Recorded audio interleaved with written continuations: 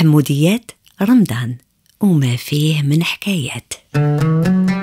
بين البارح واليوم الابتكار والتطور اللي عمرهم ما حبسوا خلاو التقاليد توعنا تشبه الجسر يربط بين الماضي والحاضر.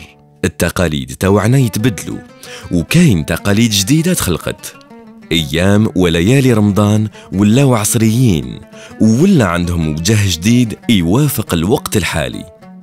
زمان في شهر رمضان الصيام كان يتميز بلمة العائلة والسهرات الزينة مع البقالات وتلاوة القرآن وصلاة التراويح والعادات الدينية الأخرى. اليوم هاد العادات بقاو دايما وزادوا لحقوهم عادات جديدة كيما الخرجات الثقافية، المعارض الفنية والسهرات الموسيقية تحت أنغام الموسيقى الجزائرية. وكاين تاني الخيمات العصرية المزينة بديكورات تقليدية اللي ولاو أماكن يتقاسموا فيهم الناس القعدات مع الأحباب. في القصبة يتم تنظيم وجبات إفطار كل ليلة وين يكتشفوا الصايمين ديكورات رائعة. هذه السهرات يرافقهم أطباق وموسيقى تقليدية.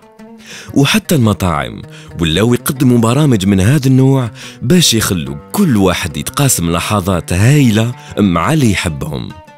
وما ننساوش وجبات الإفطار الجماعية اللي تم تنظيمها في بزاف المدن وين كل واحد يتقاسم فطوره مع اللي معاه ويجسد القيم الأساسية تاع رمضان اللي هي التضامن، الفرحة، الهنا والتعاون.